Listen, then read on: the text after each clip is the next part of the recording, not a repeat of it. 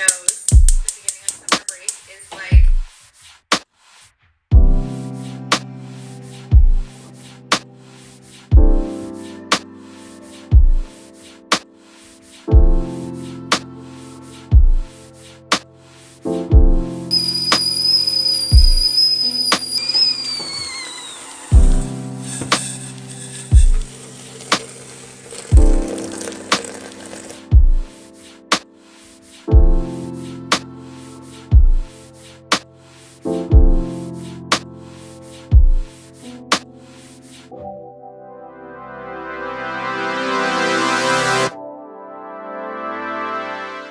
Hi guys, and welcome back to my channel.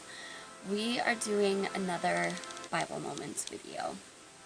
So I want to go back to my YouVersion app and open up the verse of the day. I love incorporating these a lot in the Bible Moments video. Most of the ones that I filmed, I've looked at what the Bible verse of the day in the YouVersion app was and kind of looked that up and shared my thoughts on that. So today's is 1 Thessalonians 5:17, and it says, never stop praying. And I think another version of this is pray without ceasing. And that's huge. It's a very simple verse. It's a very short verse. It's a very concise verse, but it says a lot.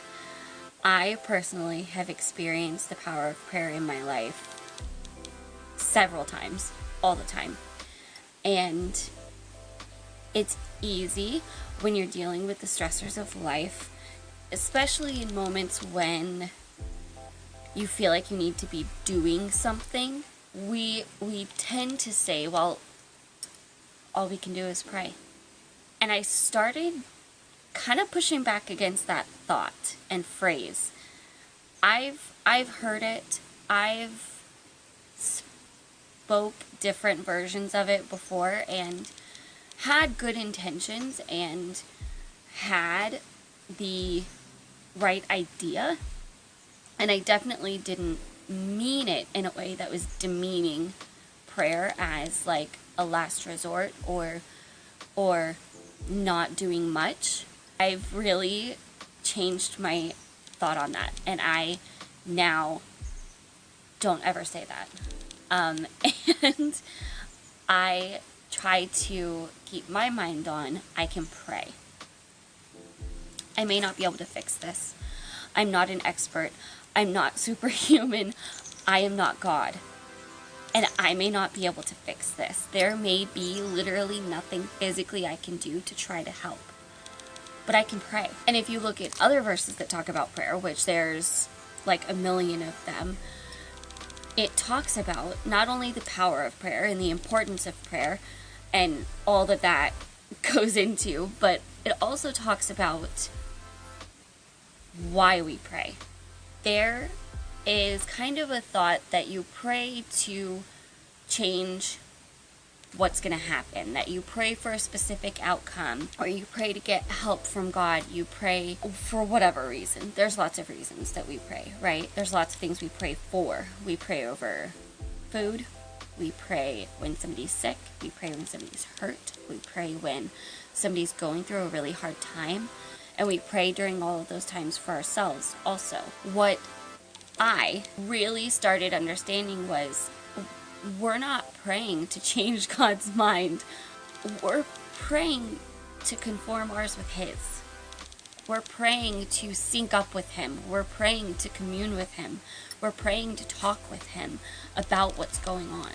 And we're praying to get our mind in line with His heart, with His thoughts, with His perspective. And that's also why we read the Bible. That's how He shows Himself to us in written word, and that's one of the ways we experience Him. And that's one of the most important ways that we connect with Him and we hear His mind on things, His heart for things. If you know the whole idea of the red letter Bibles, it's every word that Jesus says is in red. It's colored in red ink. And that is to point out, this is what Jesus said. But there's also the whole Old Testament that was before Christ came down. There's also all of his disciples that he left that continued working after he was gone. There is so much in the Bible that applies to right now and to everybody. And one of those ways that I process what I read in the Bible is prayer. Praying to God about something I read, whether it's to help me apply that to what's happening right now, to help me really more in-depthly understand it, to help me understand him more through that verse and what that says about him. And that is more proactive prayer than reactive. Reactive is somebody's sick, you need help, and you're going to God. Proactive is going to be, I know that I need you. I know I need your guidance. I know I need that relationship with you. And I want to continue building that. And there's a difference in those two approaches. It is easy to get hung up on the craziness of life. But more and more, I'm finding if I don't pray, I'm feeling a lot worse than when I do. And my mind is a lot worse, and the things are going a lot worse because I'm not following God. I'm not connecting with him. I'm not getting in line with him, and it's not as easy without communicating with him like that to know how he wants me to handle things, to be in line with his plan, to handle what's going on because it feels really big. And prayer does a lot of things that set you up for having that in that moment. So there's a whole lot of talking on prayer I could do. I know I've already been going on for a while, but I hope this was encouraging. It's a super simple verse. Really, really simple. I'll say the reference again. 1 Thessalonians 5:17. Never stop praying. I hope that encouraged you today. I hope you enjoyed that. If you like these Bible Moments videos, give this video a thumbs up and leave a comment below. And I really, really have been wanting to get in a good groove of doing them more. I also like to incorporate it into what I'm studying too, though. So that's something I would love to build up. So I hope you enjoyed this. I hope it helped you.